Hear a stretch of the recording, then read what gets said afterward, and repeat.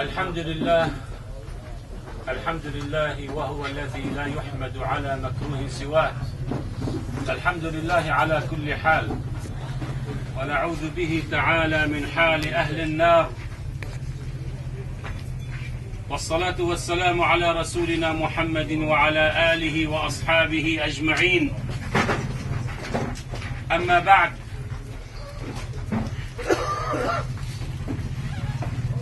الموت أيها الإخوة، الموت مصيبة، والصبر عليها فيه أجر عظيم.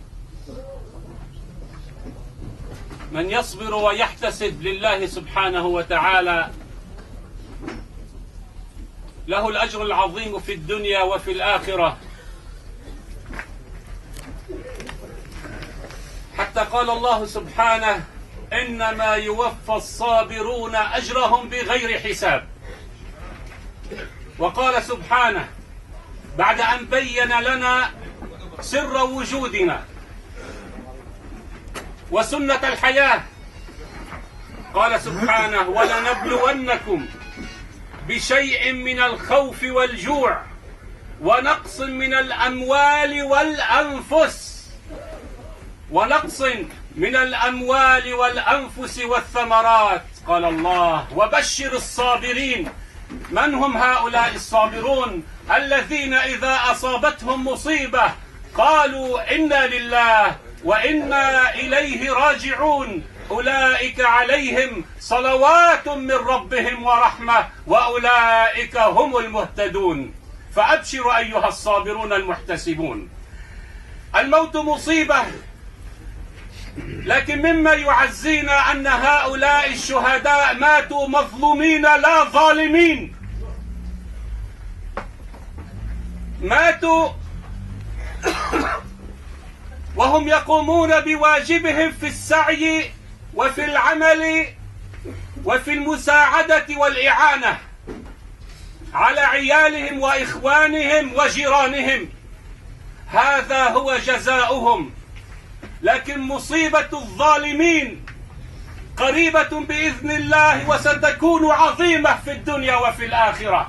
ومن يقتل مؤمنا متعمدا فجزاؤه جهنم خالدا فيها وغضب الله عليه ولعنه وأعد له عذابا عظيما.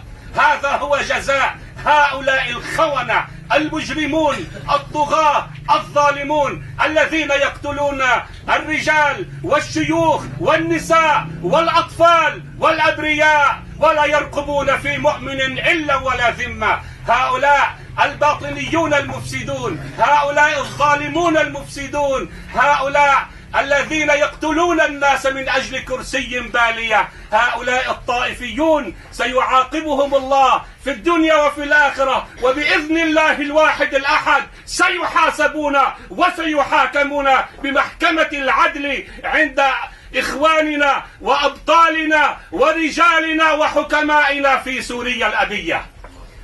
أيها الإخوة الأحبة، مما يؤسف له بدل أن نلقى الرعاية والحماية نلقى الرماية والنكاية والإغفال. إنها لمصيبة عظيمة، فإنا لله وإنا إليه راجعون. أين حقنا؟ نطالب بحقوقنا ونظلم في أدائها، نطالب بحقوق لهم كأكثرها ظلما وعدوانا، لكن مع هذا تصل إليهم. إذا كان دم اللبنانيين كله غال وهو سواء،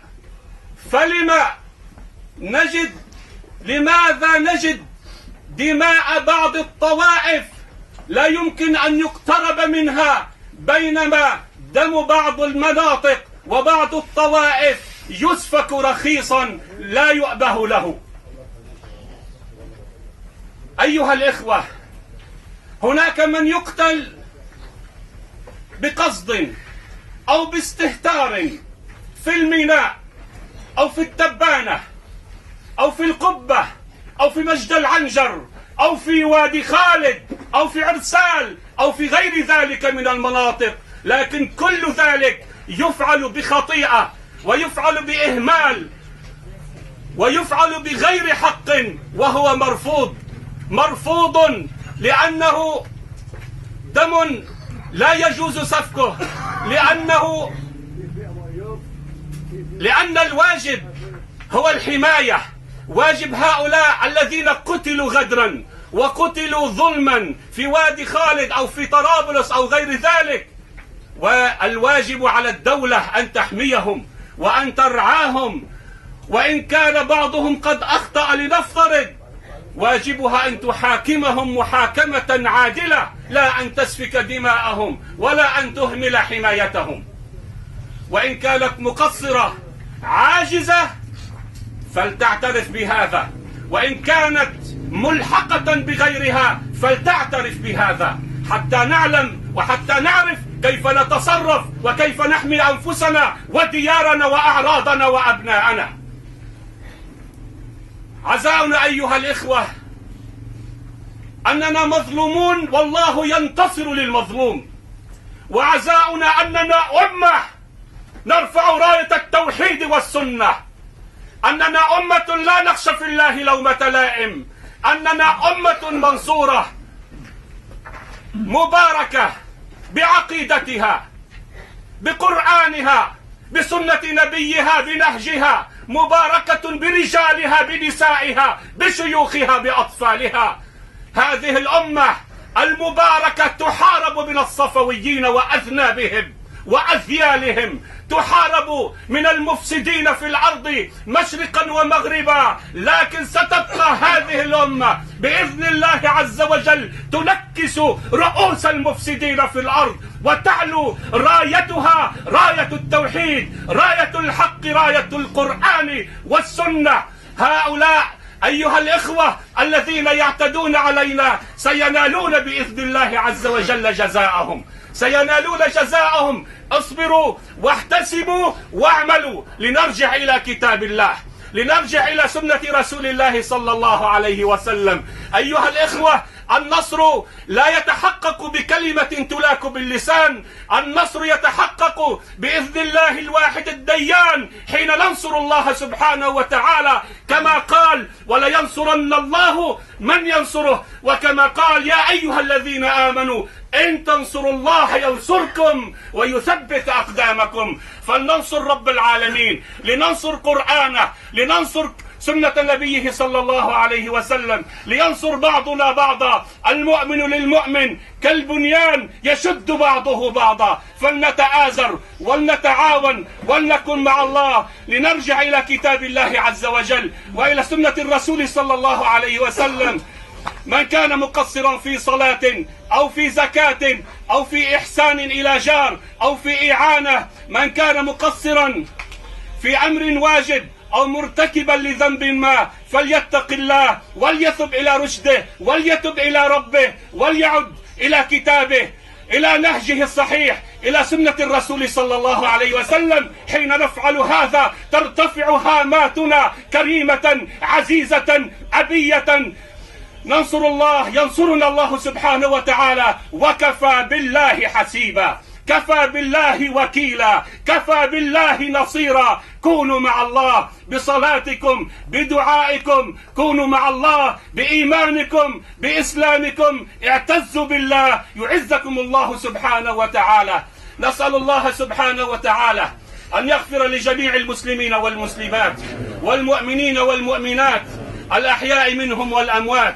اللهم اغفر لشهدائنا، اللهم اغفر لشهدائنا أجمعين، اللهم اغفر لهم وارحمهم وعافهم واعف عنهم وأكرم نزلهم ووسع مدخلهم. اللهم نقهم من خطاياهم كما ينقى الثوب الأبيض من الدنس. اللهم اغسلهم من خطاياهم بالماء والثلج والبرد.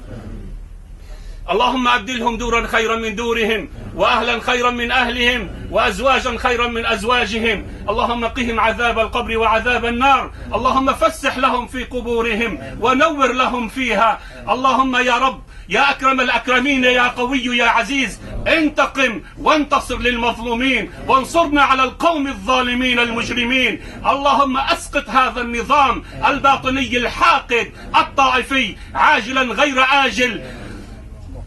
بأيدي الرجال، بأيدي الأبطال، بأيدي أهل السنة والجماعة. اللهم يا رب العالمين اشف صدورنا، اشف صدورنا، اشف صدورنا من هذا النظام الفاشي المجرم الظالم. اللهم ارحمنا جميعا برحمتك الواسعة، اللهم ارحمنا جميعا برحمتك الواسعة. اللهم ألف بين قلوبنا، اللهم اجمع صفنا، اللهم وحد كلمتنا على ما يرضيك. اللهم طهر قلوبنا وزكي نفوسنا. اللهم وفقنا لرفع راية الحق، اللهم وفقنا لرفع راية التوحيد، اللهم وفقنا لرفع راية السنة. اللهم انصرنا باللسان، وانصرنا بالسنان، وانصرنا على هذا النظام الجبان، المجرمين الظالمين الطغاة أجمعين في سوريا وفي فلسطين المحتلة وفي كل مكان. إنك يا ربنا على كل شيء قدير. اللهم صل وسلم وبارك على عبدك ورسولك محمد وعلى آله وأصحابه أجمعين،